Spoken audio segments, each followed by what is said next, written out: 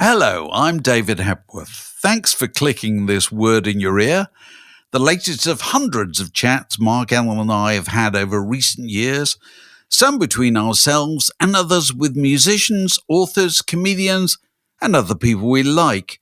If you'd like to help make sure they continue, you might consider being a Patreon supporter by visiting patreon.com/wordinyour-ear, or just by liking or subscribing in whatever way you prefer. On with the show.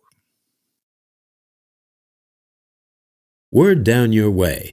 Testing 2, 2.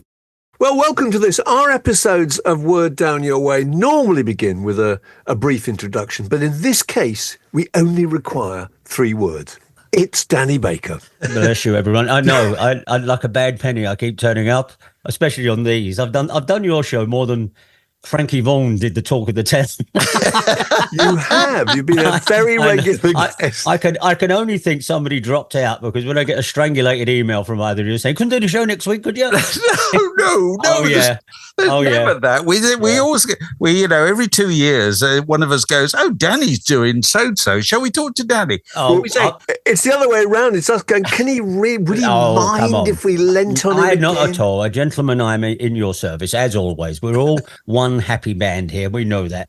And so, very good. Absolutely, very well, pleased. Look, the occasion upon which we talk is the announcement of the fact that you're going on another, so far, 27 dates, I think, of a tour in the UK. Yeah, it's the first tranche of them. Yeah, and forgive me, everybody. We've got very amusing stories coming up, I don't doubt. But it's very nice of you to mention. Yeah, I'm back kicking my legs up for the 4th time, even though the circle came, was completed on the last tour. We did the last tour because I said, you know what, we left it just as I was getting into sort of television, and that'll bring it right up to date, and I can tell indiscreet stories, burn all my bridges. I have nothing more to live up to, and it was really good. The terrific 3.5-hour show. But on the road, I've got this book, this book here, and while we're, trundling around the motorways, I write down things. Oh, I've never done that. Oh, that's a good story. I'll be talking to Giles, the tour manager, and I'm just talking to him, and I think, that's actually not a bad story, is it? So I write it down, and he always says to me, stop writing things down. We're not going to do another 3.5-hour show. And I said, no, this is just, it's for my own reminiscence.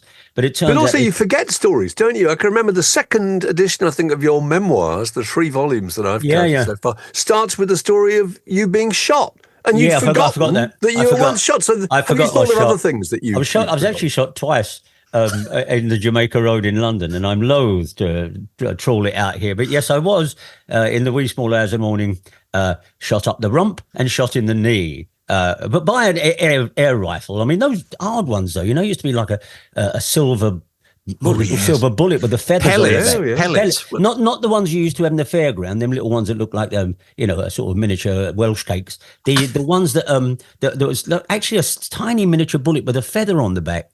And just, I might as well say it, so coming home down the Jamaica Road about 1 a.m. when I'm about 16, and there was about 8 of us, and we're coming probably noisily rolling home from some pub that did a late one. And as we were coming down, for people who don't know this area of London, you come down from Tower Bridge Road towards Rotherhithe Tunnel. And it's a long road, the Jamaica Road, very industrial. And we were all coming down there, say, rolling home. People saying, oh, them yobbos in the street. But as we came along, there wasn't much traffic. And a car, and it was an olive green Humber. Went by. My mate identified it. And as they went by, they shouted out, they identified us as being locals, and they had driven over Tower Bridge from East London. They were West Ham supporters looking for a bit of a tear-up with what they supposed, quite rightly, were Millwall supporters. They didn't know that, but they were a load of blokes in South London.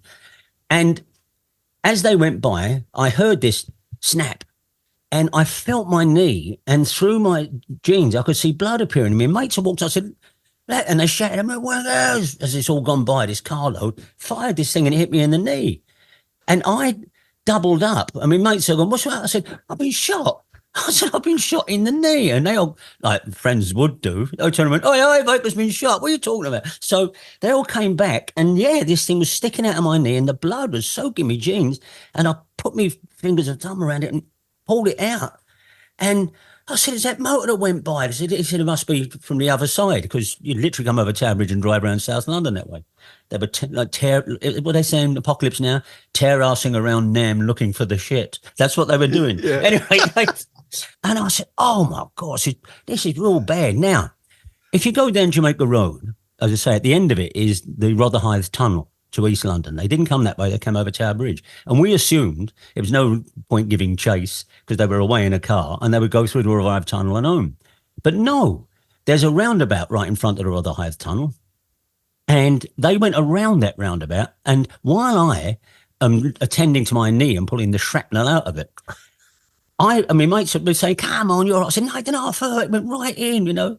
And while I'm doing that, I'm unaware that as I'm doubled over, I'm presenting my rump to the road up which is travelling the same assailants who got me a few minutes earlier, and now seeing this most obvious of targets. Yeah. And I'm not kidding.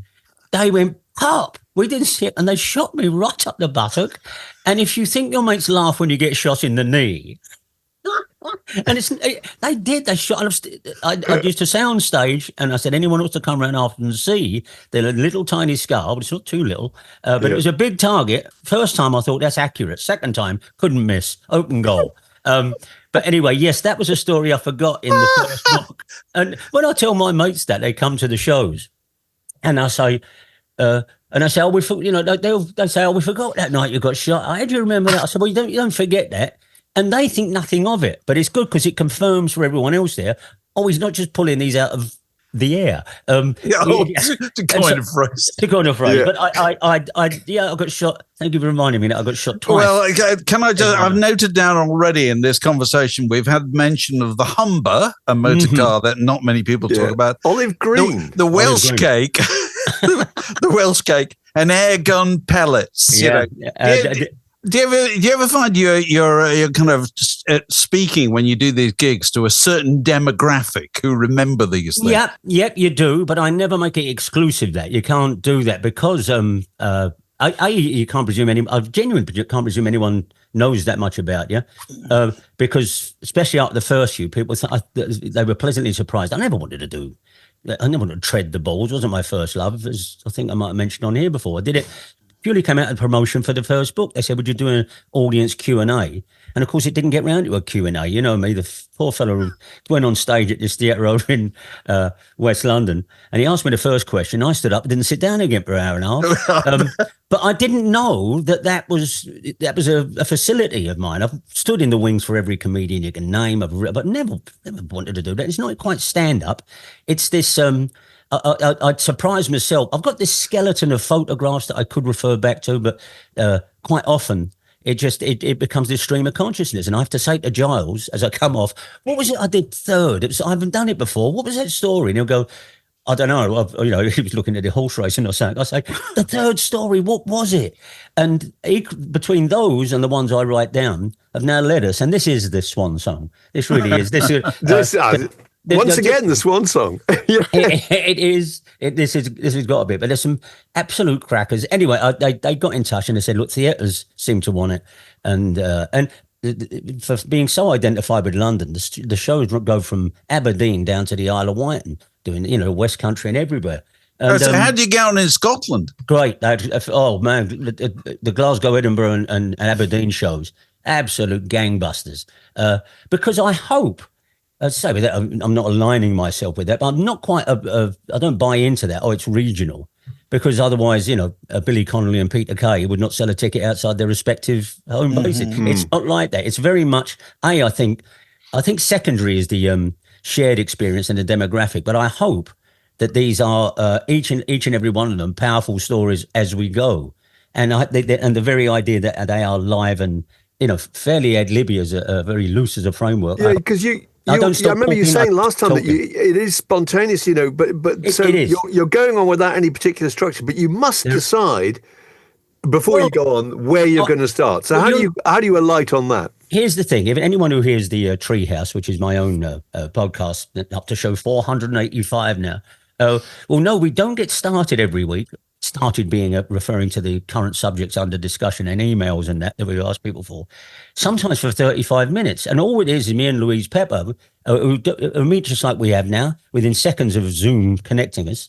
I say, hi, Peps. And she'll say, none of that sort of, how are you? Because plainly we've just spoken to each other off the air. But for instance, I think on the last one, she'd put up a tweet of hers that she had to get her son a goldfish. I said, so, goldfish owner now? And she, my God. No. And I will then start. Material. I will start going, but I will start going off and we'll leave goldfish after a couple of minutes. And then the catchphrase that's begun at the beginning of the show, I always say, I promise you the show starts any second now. But I must tell you this, we had that's very much how the shows are. Whatever else I can't play a musical instrument, my TV career, I insist we call uneven. Radio you can do, but it's just a matter of, as I hope you guys will vouchsafe, I can do this. And on stage, it's no different. It's the closest thing to radio. In fact, probably radio is the closest thing to that. But the going on, and wherever you are, say Leeds or Newcastle, and just going on with an audience and the thrill of it. I think these are good stories. It's different if you're sort of winging it, but they get the idea. He's not going to keep just walking and talking. He can't keep that pace. He's getting on to 70, but I do. And you were saying, Danny, that this goes from the time when you fell out with the BBC onwards. Is that right? The last story that was. We came right up to date. The evening ended in the theatre. The same happened earlier. Oh, that's right. It was finished, and I said, and that's it. And received quite a few standing ovations saying, bravo. Those are 3 tours, each of them 3 to 3.5 hours in length. People might they get you selling your record collection? Oh, it may do. May do. I'd like. Am I hand to God? I have absolutely no idea what the next one's going to be like. But I know that you can do these stories, but I don't think people are looking for an arc. They go backwards and forwards. And if I come on and say, look, these are stories I didn't do on the last lot. Anyone who saw the last story, you're going to have to fit them in where you think it was. For instance, bang, and you're away. As long as people have a pretty good time, they just get out there, forget all about it, and go home. The great thing is, the thing I kind of have got semi-proud of, there's no recording of them. There is no DVD. There's no streaming. They simply existed at the time. And a couple of times we said, let's record this. I don't know what we'd do with it. And there's no one generic show. But there's no... And that, I think the audience quite like that. There's no... Do you think it would work if it was recorded? It's an interesting point, isn't it? I think it would. You've kind of got to be there, haven't you, really? Well, it's any more than we are talking now. Yeah. Any more than we're talking now. They don't stop. They're very funny. But I've got no interest in them recording them. I think. But also, if you record something, then the story you've already told, you're then embarrassed about retelling it, aren't you? There is a bit of that. There is absolutely a bit of that. Probably wouldn't stop us, but there is a bit of that. And I think, if we can link it back to those. All of us can come up with our top 5 gigs we ever saw. There's probably no recording of those. No. And the few I have in recent years, I think it was Johnny Winter at the Albert Hall. 1970, one of the first, possibly the first. There's the pop proms, though. It was 70 Albert Hall, Johnny Winter and my mind was blown away. A few weeks later, I saw Emerson, Lake and Palmer at the Pavilion, and that became my favourite. And then the Average White Band at the Marquee. No recordings of any of those. I suspect if I listened to them again, I would listen with a smile of nostalgia and recognition. But I hesitate to put myself again alongside those, but that lightning in a bottle doesn't always need, the butterfly doesn't always need pinning to the card. It is the big change we've seen in our lifetime, isn't it? Is that when you heard something or saw something or saw a TV program back in 1972, you never expected to see it again in your life. You wrote that in one of your books about classical music that people, more than our generation even. People used to go and see a symphony. They never expected to hear it again. There was not even a wax cylinder, and that, it's fantastic that get on demand and all that. But even when I said to my kids, many times over the years, but like my daughter's already seen the Wicked film 3 times. When did it come out the other day? Yeah, she goes to the cinema. She was a very harsh critic of it if it was going to be no good, but she loved it and she saw it again on the evening. She went again yesterday. And, you know, you don't sort of pull up your braces and say in my day, but pulling up his braces in my day, you went to a pictures, and once it went from the local flea pit after a week, that was it. It was gone. It was gone. Absolutely. In 5 or 6 years, perhaps later, I think. Don't you remember the joy of TV of films Christmas. Occasionally turning up on TV? Butch Cassidy turning up on Christmas Day on television. That's the thing. Getting this that thing that people still like to romance, but doesn't work anymore. Getting the Radio Times and circling things. Why would you do it? Because it's, you know, on demand. But seeing what films they had, and you get and so like you say, Butch Cassidy's Christmas Day, brilliant. Everybody sat down and watched. Everybody watched because you were thinking, this is saving me going out the house, getting on a bus, going to Aldershot to the Empire, buying some popcorn. Exactly. It's the funny we should have lighted upon Butch Cassidy there. That was the very first thing I taped off of television. Oh, really? I was a very, very early adopter of video cassettes because my very rich friend who used to come into the record shops I worked at, Hamish McAlpine, of the McAlpine family. Of the McAlpine building. Yeah, he used to have he lived in Fulham, in Hollywood Road, believe it or not, which is a road off of Fulham Road in London, Hollywood Road. And it was above a two-story Barclays Bank were modern flats built, just two of them. Hamish owned one, and Billy Gaff, Rod Stewart's manager, owned the other one. Yeah. And on many a time, and I knew Hamish really well, they had parties where they put a canvas between the two apartments, so you look down onto the Fulham Road. There was it was really, you know, Chelsea life as it was lived large. But Hamish was a great mate of mine. One of these parties was the very first time Rod Stewart turned up with Britt Ekland. He turned up at one of these parties with Britt Ekland, and I was in Hamish's because the front doors to both houses, apartments used to be open. And everyone said, "Oh, Rod Stewart's here," and word went around. I think that's Britt Ekland he's with. It's absolutely true.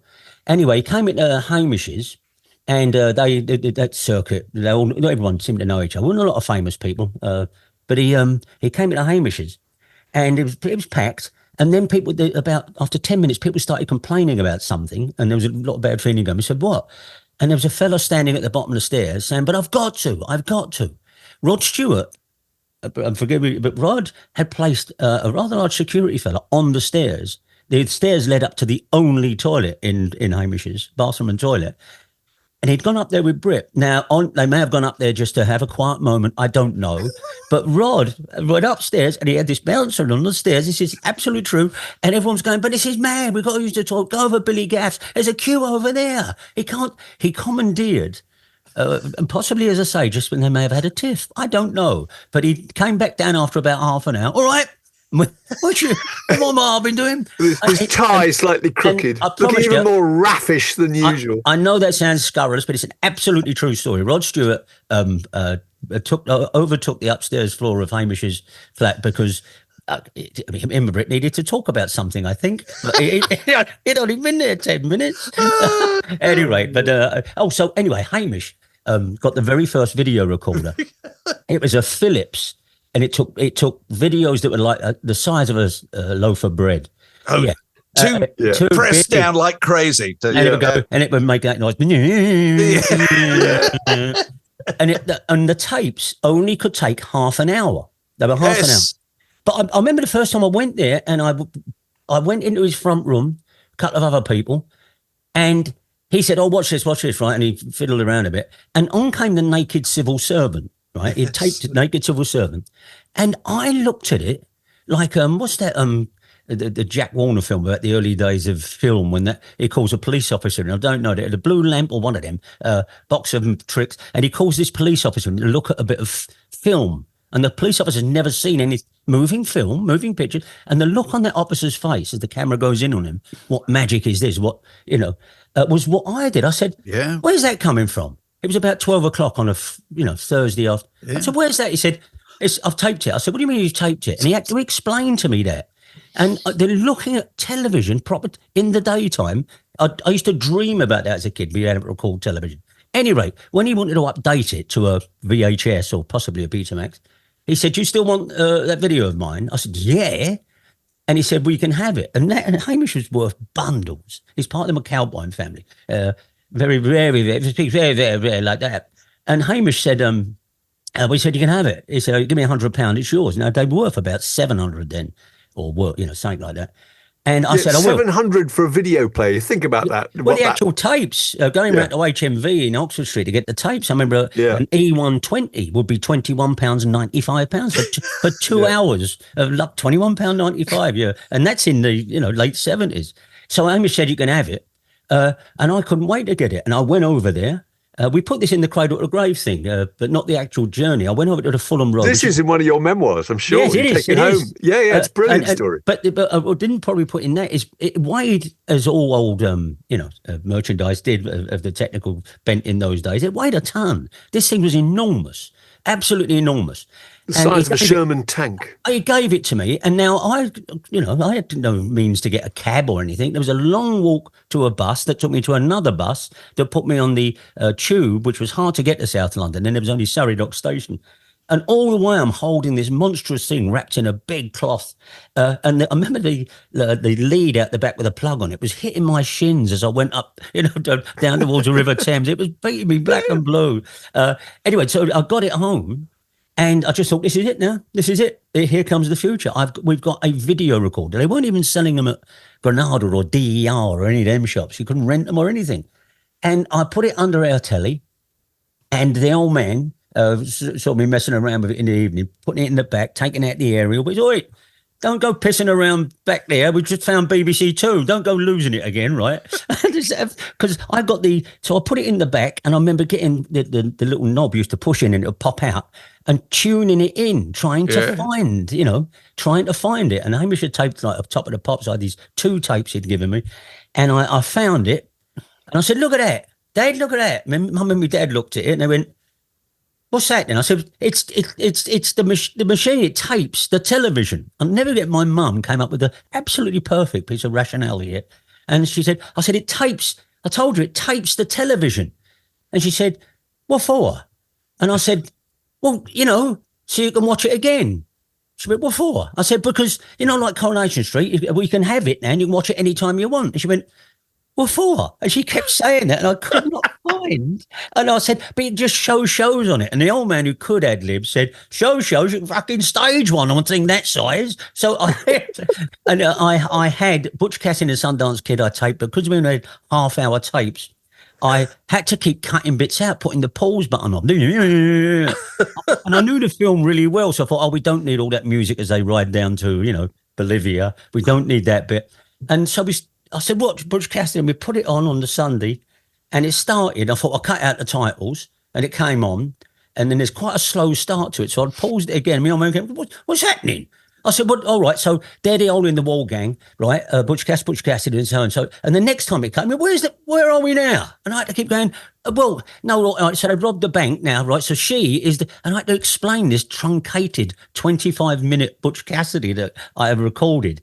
And it wasn't very long after that, thank God DER gave us proper video recorders, because getting by with this 2 tapes with this half-an-hour monstrous thing. The only thing, this is why the shows are like that. The only thing that comes close to that, a mate of mine worked in Thames Television, it's just he worked in the canteens and stuff. And he said, they've got loads of them over there. So my mate Steve said, well, we'll come over and we'll have one away, right? And so we got out this. I absolutely true. I wasn't there, so they went up to Thames Television, which I think used to be in Kingsway then. Anyway, they went to Thames and they waited till late at night. And they went in one of the editing suites, and there was this huge, a video recorder, and they unplugged it all. Didn't take any leads or nothing with them, and kind of went down and out through the car park. Now, what they didn't know, that this machine was a pneumatic. They used to be called. They were for the industry. You couldn't buy the tapes. These are the real ones. And as they got out, and they was mooching line, trying to carry it over Waterloo Bridge under cover of darkness. And he knew what they was. He said, "You got the wrong one. That's a pneumatic." And then, well, what's this, a video, a tape? And they went, "No, you can't. That won't work." They stood there arguing. I said, "What happened?" They went, "Well, we couldn't decide in the end, so we just tossed it in the Thames." Oh, no. So somewhere, if ever... Chucking away several grand. They chucked a pneumatic, they nipped out of Thames. And it nipped out of Thames into the Thames. Anyway, but that's how the show's got. We just mentioned Butch Cassidy, and I'm sorry, off I went into that. So I've got to ask you about how you live. How are you getting by without the record collection? Terrifically, and it may unnerve this audience particularly. I have not thought about it for a second. It's not. The shot's not on the board. I don't. They became like furniture, is what it is. There was the room downstairs. Yes, it was a very, very impressive collection, but to what end? We're in the process of moving. We knew we couldn't take them. It was no real Damascene moment. I've been thinking about it like a lot of us for a long time, and I knew what they were worth, you know. And I've been collecting them to that end. I mean, God knows I had Queen albums and that in there. Just when used to go to street markets and there'd be a pound, you think, I'll take that, I'll take that. But they all went over that 2-day auction for a tidy amount of money. But since then, every time I think, I should have kept that. I might be a epitome of it. I look and I have. I've kept about 150, and they tend to be the records I had when I was 21, and they're all there. So you're not sitting there missing the kind of old cigarette burns on them and the wine stains and your 15-year-old handwriting. Mark, none of mine had cigarette burns or wine stains on them. I've got to tell you. Fair enough. That's true. No, they didn't. The ones that may have had something approaching that, I've still got. I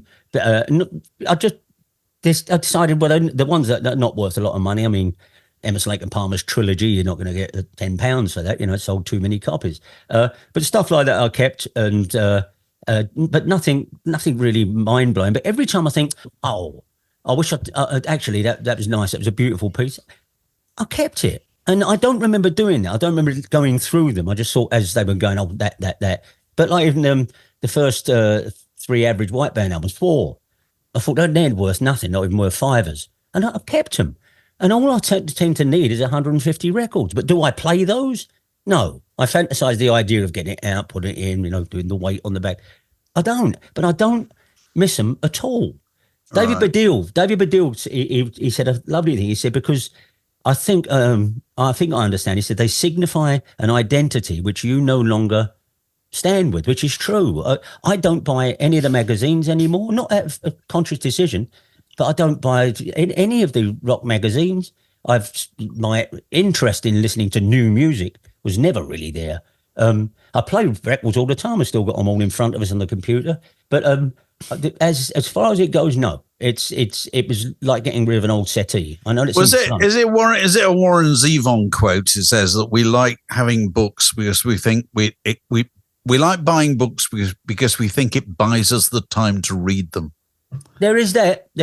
I mean, I wouldn't put it along. But my books, I wouldn't. I do love leafing through the books, but it's completely different to an album. But he's quite right there. As I say, gentlemen, we are.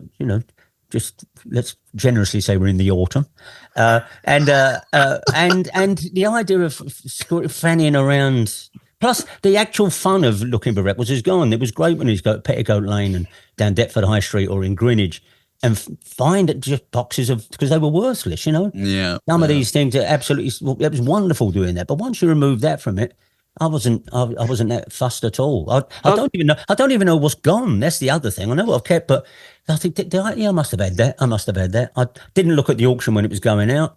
God love you if anyone bought anything. But sometimes they did, lots of 30 albums, 30 American rock albums featuring, Little Feat, Grateful Dead, every Little Feat, every Grateful Dead, every, America album, because they're not worth any money. If they got, I don't know, they got about 75 quid for the 30 albums, then fine. But I feel nothing about not having any records, apart from the ones I keep finding. I kept loads. So is it to some extent a relief then? Because I think you said that it was like it was 14,000 albums. I think you said it was like being unchained from a lunatic, which is the old quote usually about a George Melly, isn't it? That's right. Actually, George Melly and sex. Melly nicked it as well, to be fair. Yeah, I bet he did. Yes, he did. But there's no sense of record. I simply don't think about them.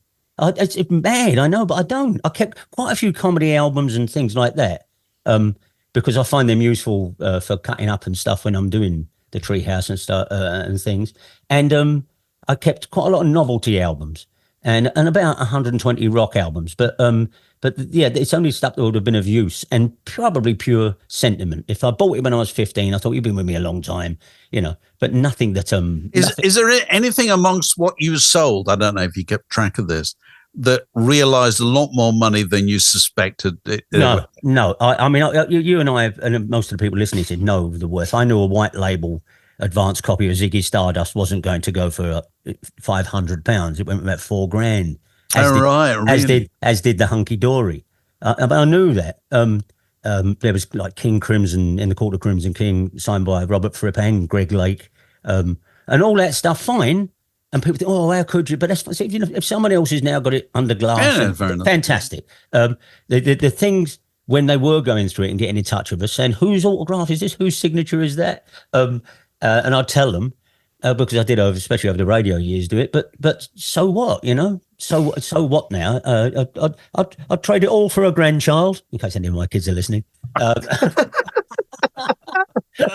no, there's nothing that that came out of it ever catches you, brings you up short, or you think, oh, that shouldn't have gone. I tell a lie. The Elvis Costello's Almost Blue was the album basically that me and Wendy got together on. Again, from the books and the show, people know it was the song Good Year for the Roses, and there's a wonderful story behind it. And when I told him that, when he was in the studio once, he signed a piece of paper. Dear Wendy, don't blame me, Elvis Costello. And I'd slipped that inside of Almost Blue and forgot about it. And that went out. And that's Almost Blue won't get you a fiver, but Almost Blue went out. So I did get in touch with him about a few things and said, there was a couple of things. A lovely Chaz and Dave album that a pair of them had signed to us. Again, wouldn't be worth money, but I know Joan Hodges were doing that. And I thought, no, there were some things I thought I'll have that. And I said, also, could you send me back the copy of Almost Blue? There's an autograph in it that I just want. Because I knew it wouldn't affect the auction, Almost Blue. Anyway, there was a long gap, and I got in touch and I said, we mailed them off today. And back came the Chaz and Dave. And back came Almost Blue, but it was the advanced copy of Almost Blue that was signed by the whole band as a promo thing. And it's got an interview disc with it. And that's not what I wanted. I wasn't interested in that. That was the one that probably would have fetched money. So I got in touch and said, it's the other one. It's the actual ordinary copy. But inside it said, that's just gone in a job lot. We don't, I know. And so that one, that was a mistake, but it's my own fault for. So out there, as somebody has got a copy of Almost Blue with autograph to Wendy. Probably don't realise it's in there. I know, but that's to say the experience of I still love music of every stripe and all of that. Not so much. No interest in modern stuff, but say on the Treehouse and stuff, we still do all the old as we were talking about it. We did the eternal one of my rather pixie-ish assertion that there's only one record that starts all of a sudden, one hit record that starts. Oh, what is this? Go on. Well, I've heard you run this riff on the radio. Yeah. And I wasn't. I thought I've got life to lead. I'm going to miss when he tells me. It's almost a running gag. Every time it will come up naturally. It's like, and I say, well, as you know, there's only if Squeeze come up or whatever, the only group ever made a record that's a hit record that starts all of a sudden, everybody in at once, but not the chorus. It just starts. I mean, people contend others like which one is it? Pulling Muscles from Pulling Brush. Yeah, they do it down on canvas hands. They do it starts all of a sudden. People always get in touch and know there's a downstroke on the guitar before Glenn sings. Yes. I think you'll find. And I can come back and say, I think you'll find that's the album version. The single version actually starts all of a sudden. Oh, very good. Somebody got in touch and said, it's a couple of it won't be long that starts off with the Beatles. It won't be long. But Joan's vocal comes in about half a second before the band. Another one was somebody got in touch and said Virginia Plain, Roxy Music, and for a second I thought, no, that's a good half an hour before that gets going. Although that did lead me on to another one because the fella flagged it. He said, however, because I said, no, you're going crazy out there now. A lot of people say Weezer by the Weezer song. What's the single they had? Buddy Holly. Oh, right. That seems to do it, but I'm not allowing it because otherwise it lets all the air out of a really good joke that's been running for years. But he said about Virginia Plain. He said, but what you stumbled on there, Dan, is another genre: records that end all of a sudden. Really suddenly. Virginia Plain. Yeah, absolutely. And Is That Love, Todd Rundgren on the album Todd, that just ends. It just ends. In full flood, it just ends. Her Majesty by the Beatles. It just ends. Just bang. So that aspect of rock music, I'll never let go. Because even now, I suspect both of you and all the listeners are thinking, hang on, I'm going to have to pause. There are others. That's the rest of the day taken care of. Records that start and end all of a sudden. But otherwise, as I say, the records themselves became furniture, and quite cumbersome furniture. Right. I'm going to ask you one more question just about live performances, speech, comedy, whatever. Do you ever go to any of those really big ones? Because nowadays, Peter Kay and so forth, people. No, I've seen. Again, I don't want to seem like I've got no attitude towards them. No, I can't. There was what's that wonderful quote that somebody put on Twitter yesterday, and they said, "Even when I'm really enjoying a show, I can't wait for it to be over." And I thought, whoa. I know. Even when I'm really enjoying a show, I'm thinking, right, looking at you watching. I mean, I know I can say that, and I've just said my shows last 3.5 hours, but I've seen shows that last an hour that seem 3.5. Mine don't. They fly along. We've got to say, people never get up and go, except for one night in Maidstone when I was unaware that the local car park closed at 10:30 sharp. And I was halfway through one of the stories coming into land. And at least a third of the audience got up en masse. And I said, what? And they said, Dan. What have I said? I said, Dan, the car park shuts in 5 minutes. And I said, go, run. Why didn't you tell me? But otherwise, no, I agree with that. I can't think of a single concert I'd go to now. In the same way as I've not been, the last film I saw at the Pictures, oh, God, my dad did this. My dad, he saw Jaws. No, I think he saw Jaws and then didn't go to Pictures again for 30 years. I can't think the last didn't go swimming either. Oh no, he did. He went to see Saving Private Ryan. I tell a lie, but that was it. But I my days are full, and I hope my wits are still about me. But I've done my time at that rodeo, as I believe. Did you follow all the grief that Michael Owen got when he confessed that he didn't like going to the film? He didn't like seeing films. No, he didn't like seeing films. I thought that's a fantastic thing. And I thought, fair enough. All the people having to go at him have never been to a football match. There is that. Now there's one passion that doesn't leave us, as you can see. Just coincidentally, I have Millwall branded merchandise that doesn't leave us. Me and Sonny go to football all the time, but that's again a full circle thing. That's the first thing I attended like that, long before I got into music or anything else or been to the Pictures.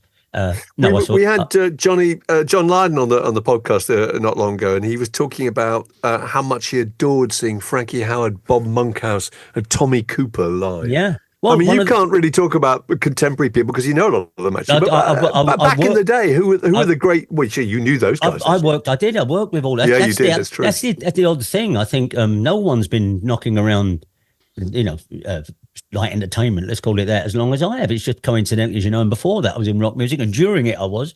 But yeah, one of the few people who's worked with Charlie Drake and Eric Morecambe and Frankie Howerd, as well as Johnny Rotten and, The Clash and the Stones and all of that. Who particularly, was there somebody you just thought, that is a phenomenal act, and I'm gonna borrow from that?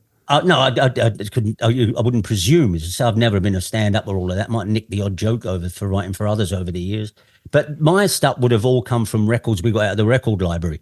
And it was Max at the Met, a 10-inch disc of Max Miller recorded in 1957. And I used to hear that and just think, dear God, listen to that. I didn't understand. I didn't know the jokes were filthy or anything. But just that was tremendous. And, when we used to go on holiday to the Norfolk Broads, we'd always go wherever show was on in Yarmouth, and it'd be Des O'Connor or when Anita Harris sang her song Just For Me. Got your name wrong, didn't she? Got my name wrong, yeah, she did. She was going to sing the anniversary waltz, and she sat on the apron of the stage and went, I always pick someone from the audience to sing this to. It's been a big hit for me. And she just looked at me and said, you, what's your name? I said, Danny. She went, well, Dennis, this is... And she sang the anniversary waltz. Well, my brother was going, oh, Dennis, she's still called Dennis. That was at the same one. I'm sorry again if I'm going. That was the when it was the same theatre. But it was when my old man called out to Jimmy Tarbuck, because my old man always got the best seats. We always went when we went out on all the broads, we'd always, we'd travel first class, whether he had a first class ticket or not. We'd always always try to get the best cruiser on the broads. And when we were in the theatre, as he called it, he's very intolerant of most performers. He didn't even like Malcolm Wise, my old man. And but we used to sit pretty much front row, which is why Anita picked me out. But one year, when Jimmy Tarbuck came on, he was compere of the show. And there was Mike and Bernie were also on the same show, as well as the Black Theatre of Prague. And on top as usual, I believe. Anyway, so I know. And so I was, we were sitting, and Jimmy Tarbuck come out and did a line I suspect he's done many, many times. My dad, he looked like Bernard Breslau, big fella. And he came on and he said, right, wasn't that great? There you go, top as usual, everyone. Now they said, excuse me, sir, would you mind changing seats? He said, pointing at my dad in the front row. He said, the lights are shining right off your bald head into my eyes and it's putting me off. He got a big laugh. I thought, oh no. And my old man was quite touchy about it. And as the laugh died down, my old man said, you can fucking go off someone, Tarbuck. Honestly, the gasp in the theatre. I know it's a terrible. The gasp in the theatre. My old man and Jimmy just went, ho, anyway, ho, and went over and started his act. I worked with Jimmy Tarbuck many years later, maybe 20 years later. And I said to him, you won't remember this. I said, but we come to see you in Yarmouth once, and you picked out my dad's bald head. And he said, and I told him, he went, was that your dad? I said, you don't remember it. He said, you don't forget something like that. And he said, that was your dad. I said, yeah. And so I've always kind of, been in show business one way or the other. But all of those you mentioned there, that's I watched a routine on YouTube the other day by Jimmy Edwards. Now, Jimmy Edwards, he's not the easiest sell to anyone, but it's just him and his trombone, and it is absolutely hilarious. It's absolutely brilliant. I tell you what the treasure trove of stuff is at the moment that I discovered recently. The good old days, which we always used to mock. Yeah. All of those acts, they're all on YouTube. So you can see Roy Castle and God knows. When you see Doddy doing the Road to Mandalay on that they're unbelievable. Unbelievable. The Road to Mandalay particularly, I asked people to sort out. In fact, the LPs I kept, many, I'd say, if I had to say what genre is prevalent, out of the 200 or so LPs I kept, it is stuff like that. I mean, there's an album. No, wait a minute. Sorted some out in case we got round to it. There's an album here. I've got. Hold on, let me find it. It's right here. Look, here it is. This album. There, I can see it in the lights here. I can't see you. You see that? It's Ronnie Barker album. It's a Ronnie Barker album. A Pint of Old and Filthy. You can't. It's not on YouTube. You can't get it anywhere. It is wonderful because I've always had a massive penchant for songs that are really difficult to sing, very fast, very very lyrically nimble. This is way out of copyright, so you won't. But it's this sort of thing. Hang on, if we can hear this, if it plays up, listen to this. This is from A Pint of Old and Filthy.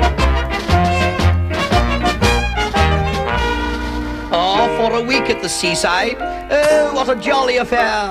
Oh, for a pint and a paddle, all sorts of folk will be there. Last year I stayed at Miss Knocker's, really the food was a crime.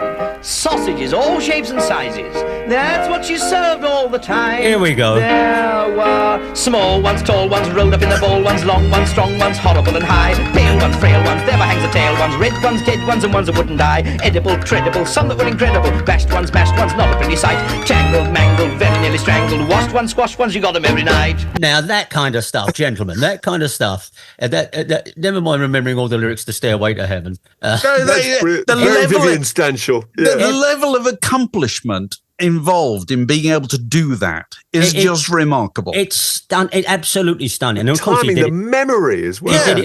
He did it all himself. Because that'd be live. That's not in a recording studio necessarily. He probably did that live too. He was sort of written it, but every verse is different, and every track on it is like that. Another one I kept here. Look, I love this so much. I kept the mono and the stereo version. And it's Kenneth Williams' album, On Pleasure Bent, right? A couple of things to know about this. What year are we talking about with that? Exactly what I was about to say. It's 1967.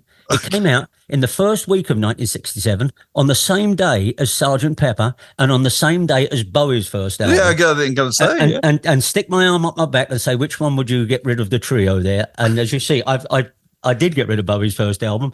I kept Sgt Pepper, but I've got the mono and the stereo versions. It's a beautiful LP. Rockin' Bob would love it. Again, I'm not going to move into the last thing. But did you ever read Kenneth Williams' diaries? Oh, of course. I'm in them. Oh, you are actually. I'm in them. Twice I'm in it. I got on extremely well with Kenneth Williams. Again, from the live shows, there's a great story about that LP was my in to him. We were late coming to filming with him once, and he was in such a bad mood. We were about 45 minutes late getting to this destination, the Albury Theatre in the West End. And we walked down the stairs, and he was sitting in the half light in this deserted bar that opened just for us.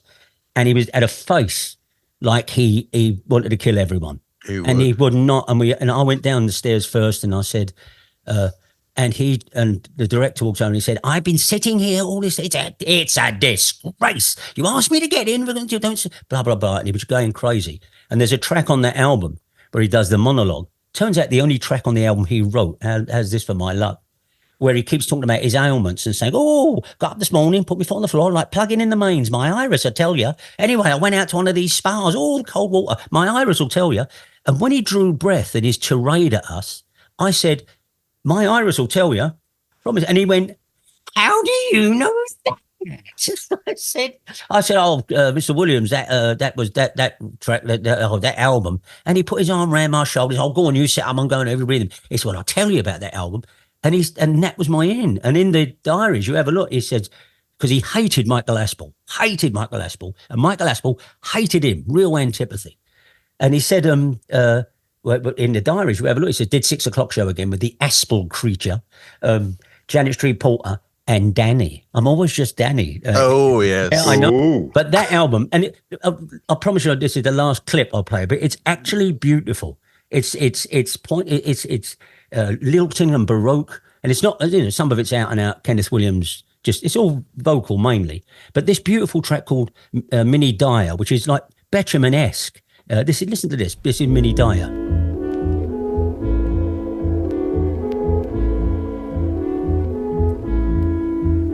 She were dewy, Minnie Dyer, as a soft September morn, with her cheeks as red as apples, and her hair as gold as corn.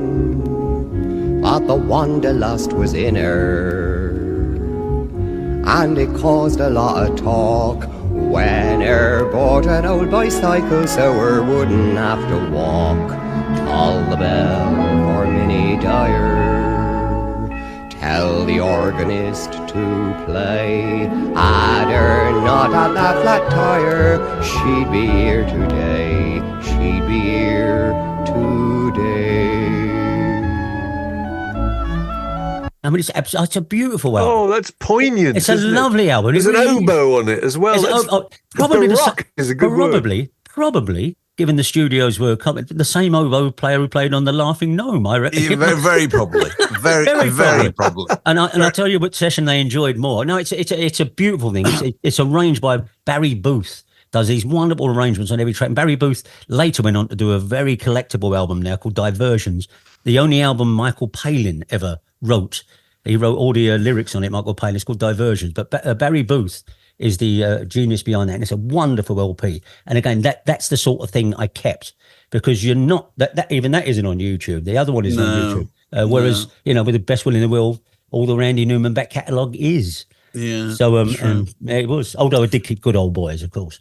Of course, some things you can't let go. No, we haven't lost our reason. No. Yes, absolutely, Danny. It's been fun. Gentlemen, always catching up.